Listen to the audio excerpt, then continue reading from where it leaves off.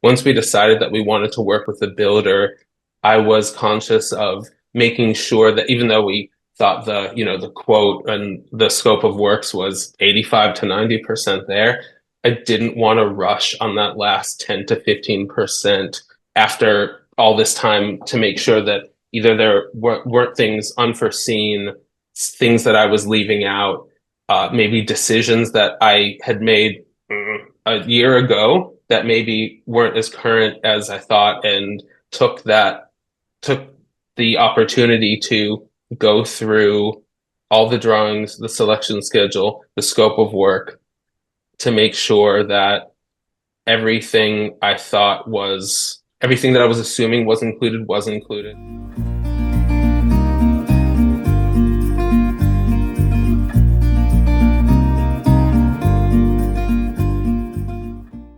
Well, Ben, it is so awesome to have you back on the podcast. I am super excited about sharing your latest updates with the listeners because I know that you're at a really exciting stage in your project. It's felt like it's a long time coming, I know, for you personally. And so Yes.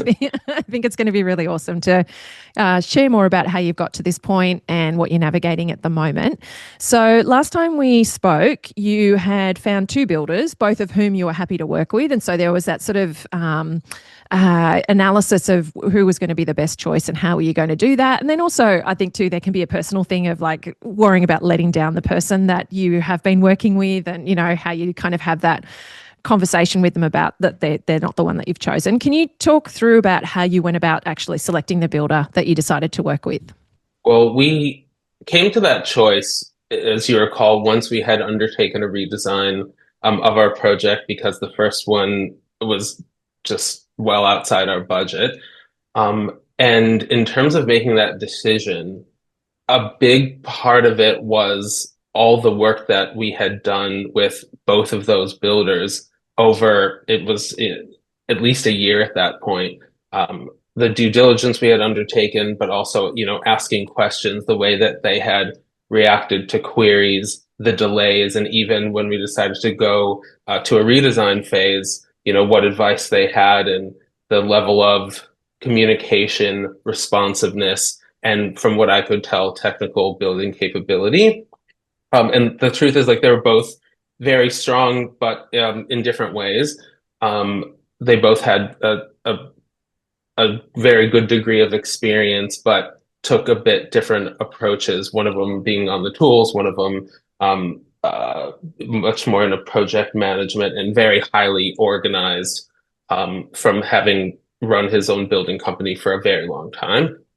And a lot of it came down to working through the updated pricing. We did a lot of work to take costs out of the build in terms of simplifying and focusing on what was really important to us and taking out what ended up being a lot of extras that in retrospect were added through the design phase but weren't part of our brief. Classic extras, just a little bit of why not, adds up into a whole lot of extra budget. Once we did decide to seek updated quotes from both of those, and one of the biggest things was the builder who had the building business for that longer period of time and definitely offered what we would regard maybe as a higher level of service, more of a white glove approach. The cost didn't really change, which we were really surprised about, and we tried to unpick that with him. And there were some responses around some things had increased, but it didn't simplify as much as we thought it did, which was kind of curious because the advice that we got from him through that redesign phase was that we were undertaking simplification. So, and then with the other builder, the price did come down and it was within where we wanted it to. And being within budget, plus the satisfaction that this is somebody that we could and we would like to work with, made that choice for us. Sometimes it does come down to money. A lot of times it comes down to money.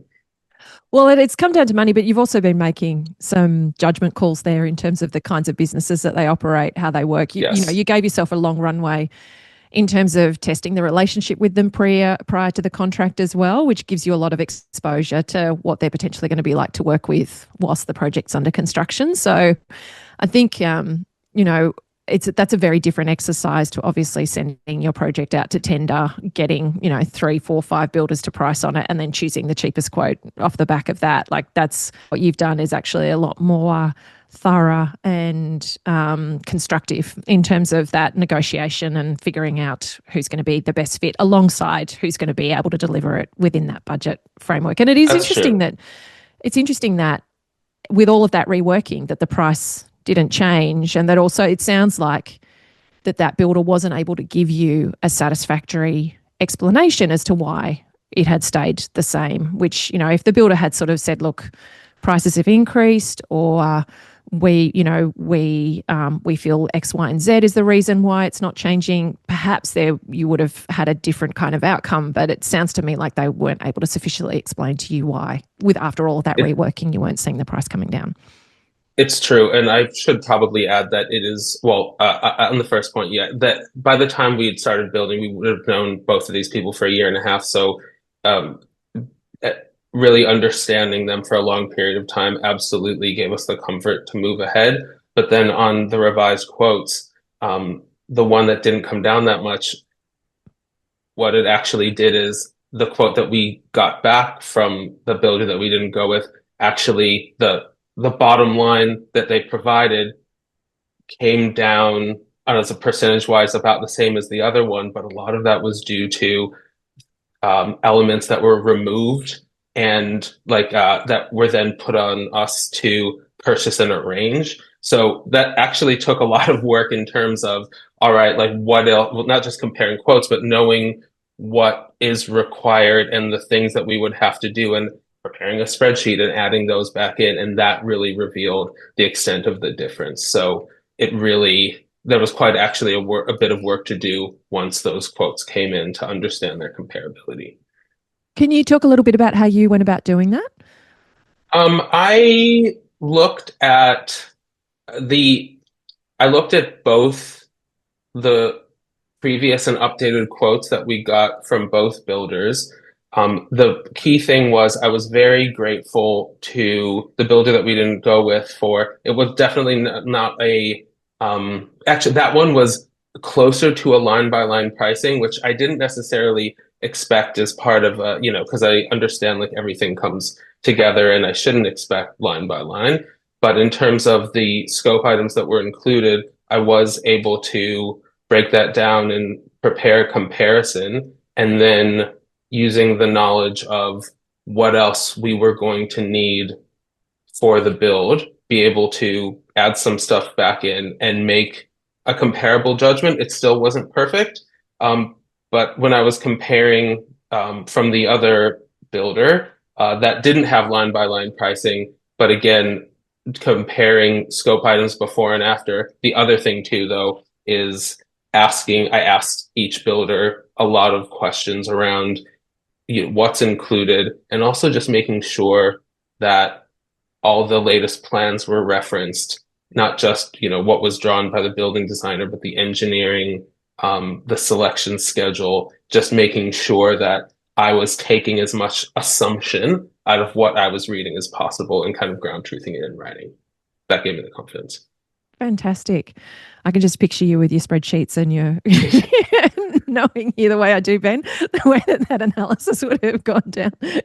You're a credit to yourself. So awesome. In terms of setting things up for construction and getting things going, what steps did you take in order to make feel some confidence that you're going to be heading into construction, having not really left anything on the table, being confident that you were, had checked all the boxes, and that, construction would go as smoothly as possible? How did you navigate all of that sort of pre-construction phase in the last, because you can have a huge sense of urgency, particularly when you have been waiting a little bit of time to get things starting on site. And I can imagine once you're locked in, okay, this is the builder we're going to work with and this is what we want to do, you do want to kind of race and make that site start happen as quickly as possible. What did you do in terms of making sure that you were covering everything before that happened? That is interesting. From the time that I was looking back at the timeline between making that decision in our heads my partner and I, that we were going ahead with that builder and sending that, yes, we would like to work with you, to then actually the words accepting the quote and then actually signing the contract. There were a couple months actually between each one of those. Once we decided that we wanted to work with the builder, I was conscious of making sure that even though we thought the quote and the scope of works was 85 to 90% there, I didn't want to rush on that last 10 to 15% after all this time, to make sure that either there weren't things unforeseen, things that I was leaving out, maybe decisions that I had made a year ago that maybe weren't as current as I thought, and took that took the opportunity to go through all the drawings, the selection schedule, the scope of work, to make sure that everything that I was assuming was included. So there was a series of 5, comprehensive emails just to understand, number one, what I thought was being included as part of the work's work. Number two, verifying that the list of questions that I had from the first quote were still current for the second quote. Really didn't want to leave anything alone.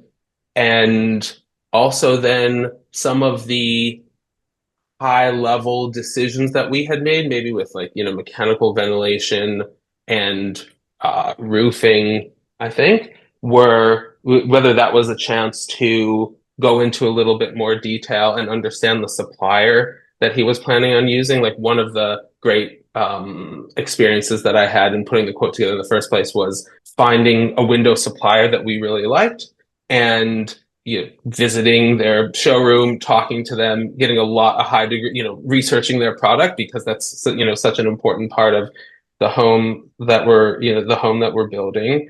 And for other large components of the project, I wanted to do the same thing kind of because I could. And I knew that a little bit of time would pay dividends in the end. So we had all that documentation. The other thing through that process, the way that the builder responded, number one, they responded, respectfully, professionally, and in a reasonable amount of time. And number two, when I was asking whether, this was included or that was included, a lot of the answer was yes. So that also gave me at least an indication that it was less likely to be that's extra, and, I didn't account for that. And just trying to reduce the number of assumptions and increase the amount of facts and evidence. Yeah, I love it, because we talk in Home Method, don't we, about assumptions being big holes that money and time fall into, and your job is Yes. to really eliminate those assumptions as much as possible.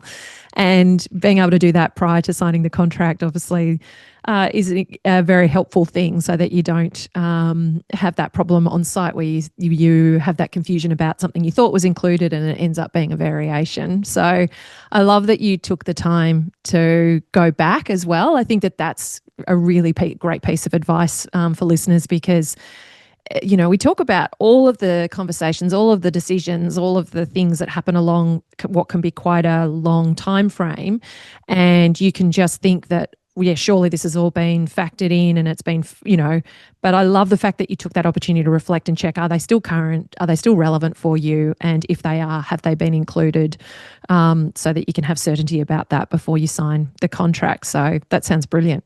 Thank you. I think the other thing that I was doing at the same time, and I think is worth mentioning, just at the same time that I was being very conscious, I mean, because we're taught in Home Method to be conscious of the way questions are being answered, and, the level of, how other individuals, and especially builders, are conducting themselves. I was also reflecting on how I was conducting myself, and trying to make sure that the builder could get to know me, both, obviously with the questions that I was asking, but also making sure that, I was being professional and respectful, and, whether he was interested or not, kind of explaining why I was, curious about these things, and, the stuff that was important to me, to take maybe some of the guesswork out of maybe what he was thinking, but also set up that relationship for the longer term. Yeah, that's awesome. I think it's really interesting, isn't it? Because it's such a personal endeavor for you, and yet this Yeah. is a business relationship for the builder. And you know, you talk about being professional and respectful, and I think also trying to be neutral in that as well, like to not load this kind of communication with a heavy kind of emotion or expectation, and at the same time to be very clear about kind of what you're curious about, trying to also operate from a place of curiosity rather than it sounding like an instruction or a demand. You know, there's this Yes. kind of incredible nuance about the communication and navigating that. And I think you as a what I see from homeowners, and I know I've experienced it myself, the just the human need to be liked, need to belong, need to please can really Yes. wreak havoc on something that's a really personal and emotional endeavor for you in terms of creating your long-term home. And then you're dealing with potentially with builders who haven't been trained in communication, haven't necessarily always done it very well. And so trying to do that. So I love that, you know, I really love that you are taking on board that conversation that we have in home method about asking the questions is as much about getting the response as seeing about how you're responded to, and being able to ensure that you are setting your expectations with how you want that relationship to go, whilst remembering and trying to keep in perspective that this is a relationship between you as a client and them as a business, not two people, and trying to remove, well, not just trying to reduce the personal from it, but it's completely understandable because you're investing in hopes, dreams, and ambitions for your future. And this is the person that's standing between you and this finished home on site. And so you're kind of, it's very natural to then want that to be a personal kind of connection as well, because you want it, you know, you're not going to be dealing with this person for a long time. So it's such an interesting line to tread as a client, isn't it?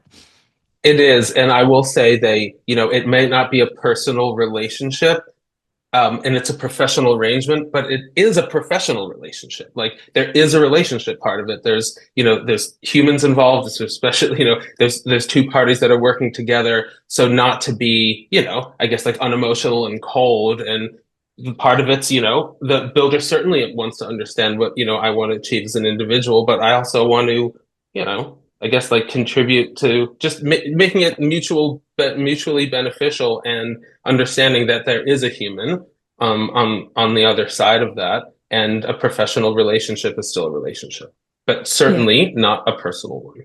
Yeah. No, absolutely love it. So now you were, I'm just looking at some of the notes that you've made about some of the things that you were doing in that lead up to setting up construction. So you talked about finalizing your selections. Can you talk through how you were sort of doing that to make sure it was all locked in pre-contract?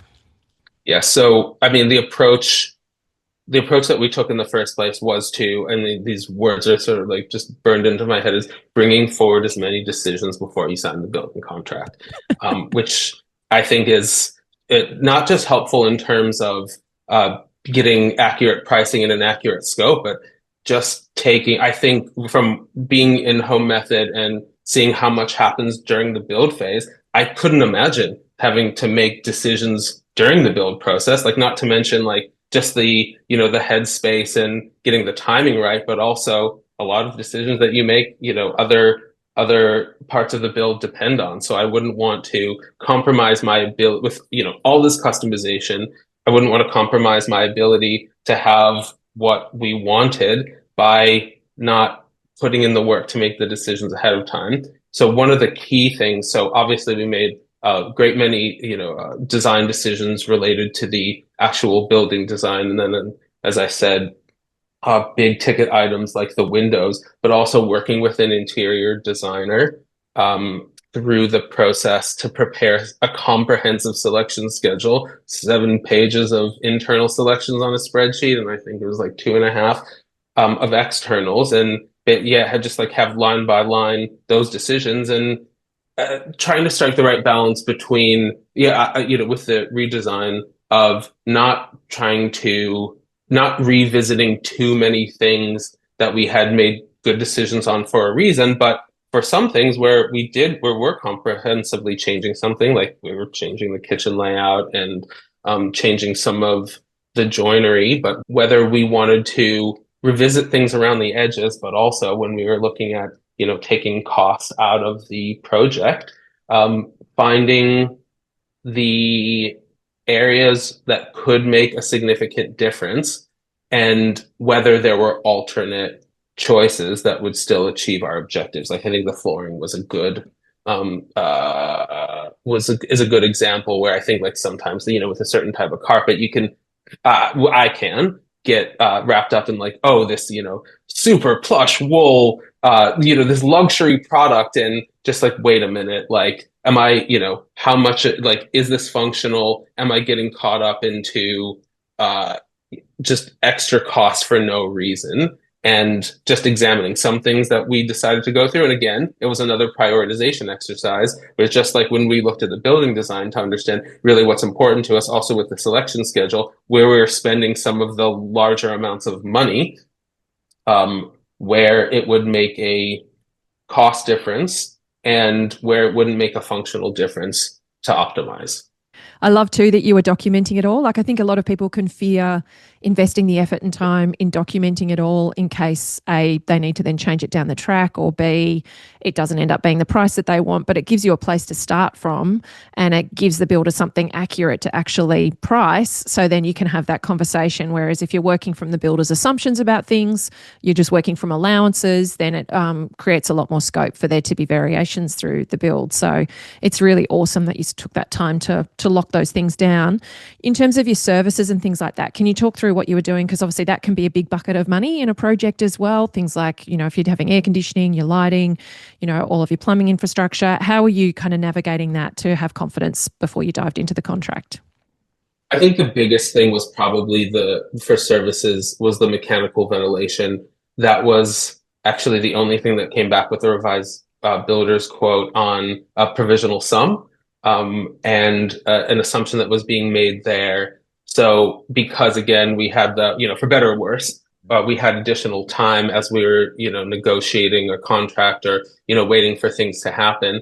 I wanted to understand what that, it was tens of thousands of dollars. I wanted to know, what assumptions were going into that and that why. And the builder was happy for me to, well, again, like respecting the process, I was asking the builder questions. The builder was sending them to the mechanical person, coming back to me like that, happened, a bit. And then just in terms of like optimizing,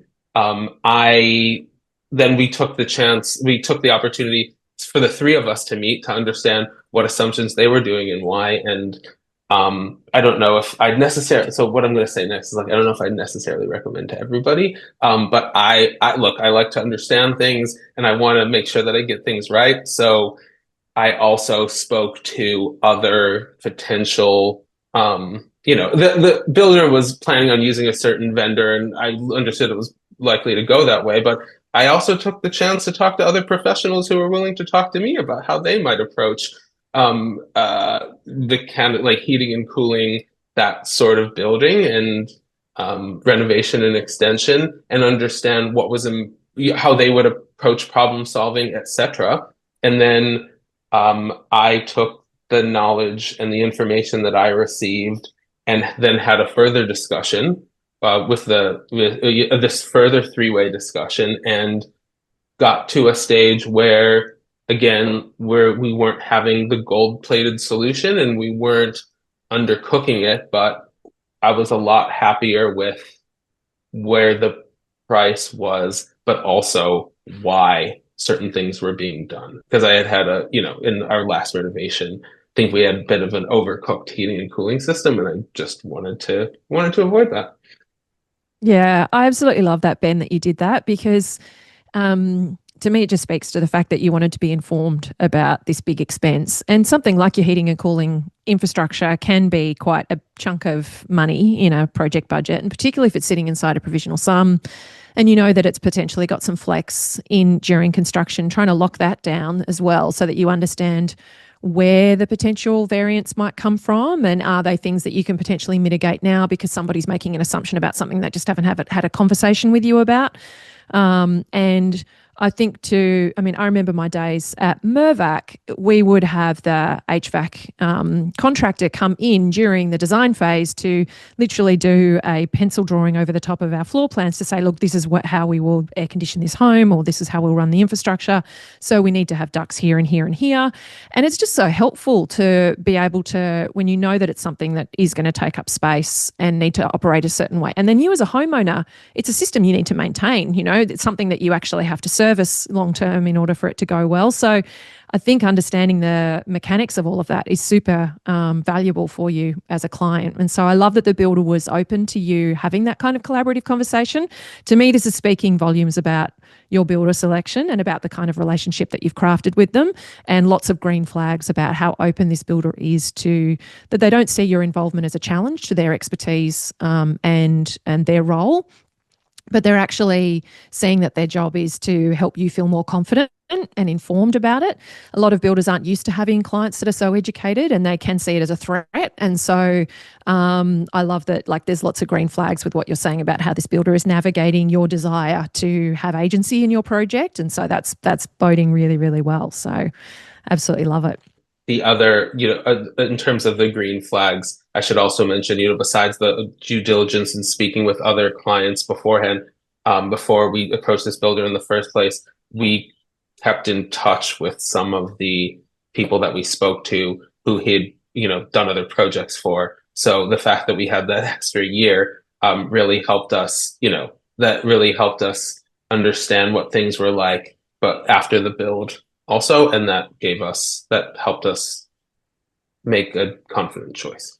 Yeah, absolutely love it. So now with the builder's timeline, how did you go about that? Because we talk in Home Method about making sure that you're going to be able to have regular site meetings on site, that, understanding the terms and conditions of site access, how's communication going to occur during construction, what are you going to see, a program or a schedule, how's the builder going to report about that in terms of timing and money? Like, how do you kind of going through all of those kinds of conversations with the builder pre-contract?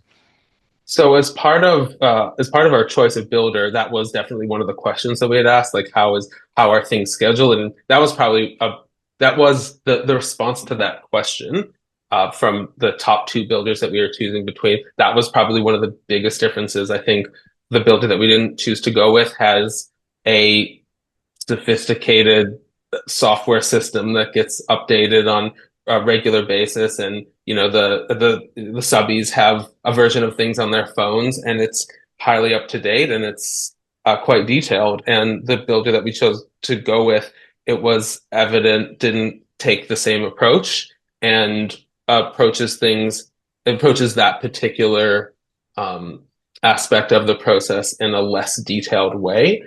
So we're going into that eyes wide open. I think, if I could have everything I wanted, I would like a detailed schedule. And we spoke about having that soon after the contract was signed. And, we have there's a certain number of days in the contract that things are going to take. And I understand it's still a work in progress, but this is, something to note, that we do not have a detailed schedule. And that's something that we're going to have to be aware of and note. And that's going to be interesting to, I'm hopeful that we will get something, but, revisit this in, the upcoming weeks and months ahead.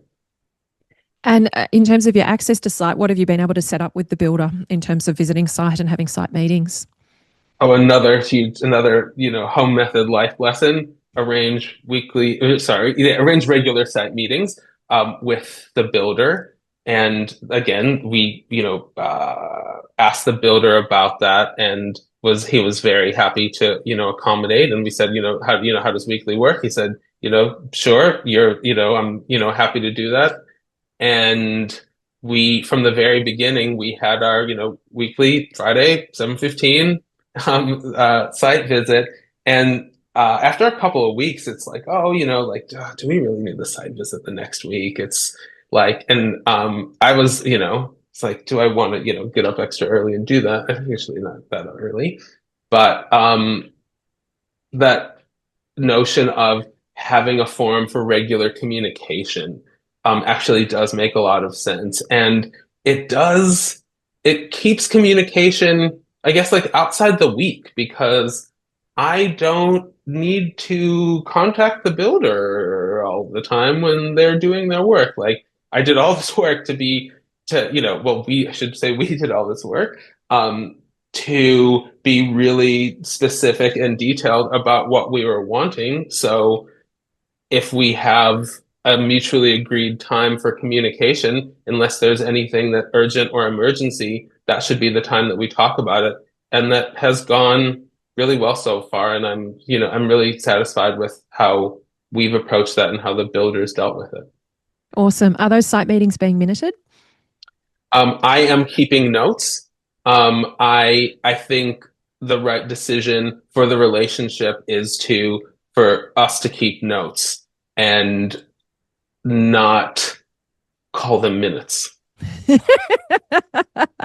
It sounds like this builder, like I think of the work that we do in Live Life Build, and we have builders that come to Live Life Build who are still on the tools, and they have, a couple of team members, and they're working kind of maybe one or two projects at a time, and so they're doing a lot of their admin after hours, and they don't necessarily have all of the systems and processes or tech platforms to navigate that. And then as they start to grow or make a concerted effort that they're going to shift and change that as a business, they'll start to look at implementing systems, and it might be a platform like Wonderbuild or Build Exact or Build Pass or something like that. And then they also start to then have some admin support, and it might be through, their partner might get involved, or it might be that they hire somebody either locally or remotely, and they start to then snowball into kind of operating more.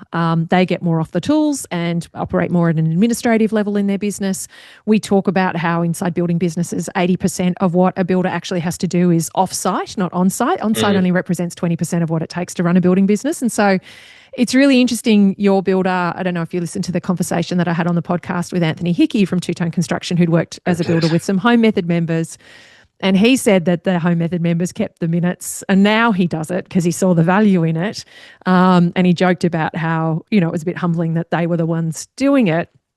But I think that you're wise to recognize that you're just going to call them notes and not minutes, because I think too, there can be a resistance to amongst builders particularly builders who still see themselves as tradespeople, not business owners, that anything that looks corporate is kind of to be avoided. And so I think it's really interesting that you're recognizing this in the way that you're navigating stuff, and at the same time you're still managing your risk and protecting things, because you won't remember all of those conversations that happen on site. And if something comes up in 3, 5, 6 months' time that was discussed, you'll have a record to go back to. So I think it's really wise. And I love that you're recognizing that the importance of those site meetings is that it aggregates all of that communication into one hotspot during the week and then streamlines things overall. And because you have taken the time to effectively document your project, schedule your selections, the builder should have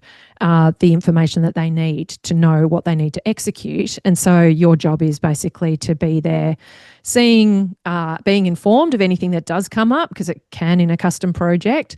Have that comfort level of the fact that you're going onto site and you're taking your drawings and you're seeing that things are being done, and you can ask any questions that you might have about things that are confusing you or you're curious about.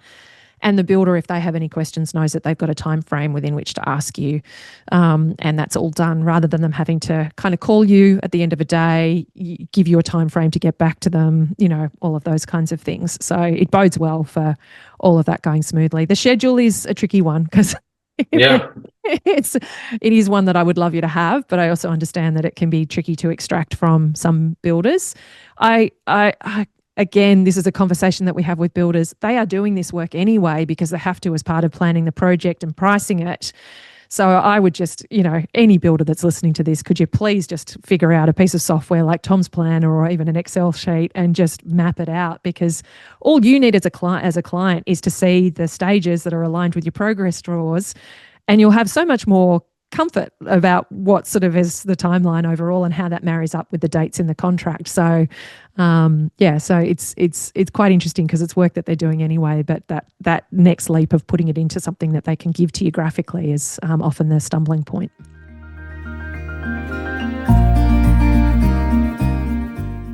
I was requesting these contract changes. I was kind of eager to get started, was doing a lot of this by email because, at work, I do a lot of this by email, for better and worse. And in this case, I didn't call him to talk to him about it. And I think that is just like I was saying, that sometimes it's, good for other people to understand, like why you're doing something or what your mindset is and the way that you're approaching something, especially when it's sensitive. And that was taken to, like be untrusting.